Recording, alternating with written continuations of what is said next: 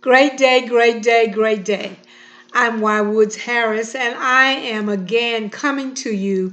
I just jumped off of a Zoom meeting from an organization who is looking at primary care and how we get the support that we need uh, in whatever organization we are in. As you know, I am on the platform of Wise Grief Community Advocacy platform. And so I wanted to take this time and just really talk about some things that we have been discussing in the National Advocate Foundation and how we are looking at continuing. We have been doing this for so many years. I know I have been a part of some type of advanced directives or living will group for probably 10 years, more than 10 years. So I wanted to take this time. I know that sometimes we are full of so many things that are going on in our day-to-day practice as we are doing this COVID-19. And I'm praying that we are coming out of, but we also know that there's the issue of protest and plans and getting through some of the issues of police brutality or even police death. So I am here not to try to make a side for anything except how important it is that your family members and your friends know what you want. They have to know what you want. And one of the programs that we're doing right now is Be a Hero, Make a Plan through the National Advocate Foundation. And I just wanted to continue to say that we, as a person centered group, and really looking at patients.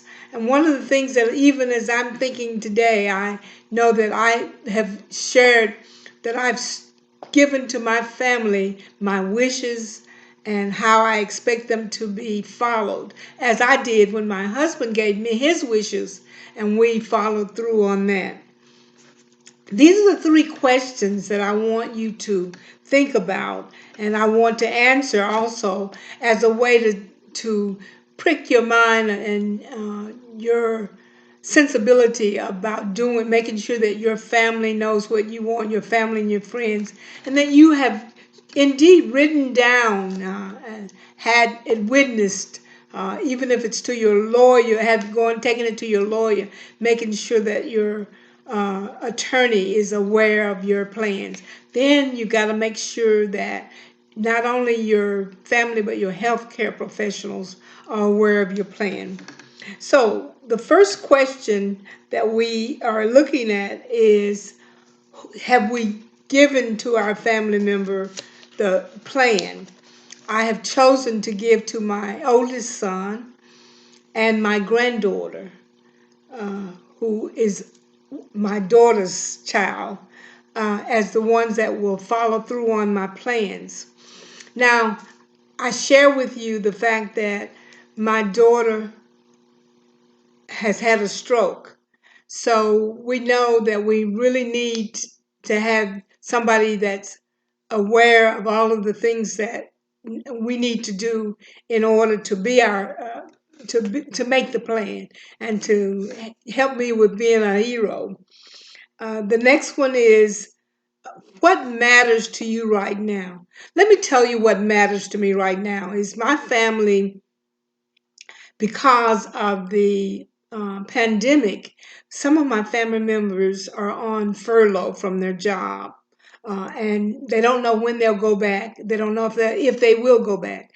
But the one thing that concerns me is what happens to them if they have been having insurance from their job and now they're being furloughed or they no longer have their jobs. So where are they going to get that insurance, health care, and that primary care physician, where that's going to come from? So to answer that question, the connectiveness that we needed.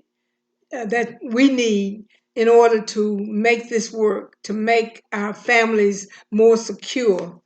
We need to look at what happens now in this area of COVID-19 with the ones that have lost jobs, who are not thinking about the uh, death. They're thinking about living and how they can live day to day. The last one I want to say to you is, what are we doing to stay safe and feel strong? Well, I use this platform as one of my ways to feel strong. I express how I'm feeling about certain instances. Yes, I am of the part group who, because of my age of 75 and also because of autoimmune disease, I'm one of those persons that I have tried very hard to be careful with when I'm out, making sure that I am not going to places where there's big crowds. So you won't see me in the protest. You won't see me there. But that does not mean that this is not a part of my heart. So I wanted to just bring that to you as a way to say that we all have a place and a position that we need to use. We all have a platform that we need to use. So I would love to see more people discuss uh, care planning, along with their physicians. The Zoom conference that I was on today really had a diverse group of people talking about how to make things better. And that's really where I want to be. I want to be in the group where we look carefully at how we can make things better. So I'm going to say to you, I hope that you will be a hero.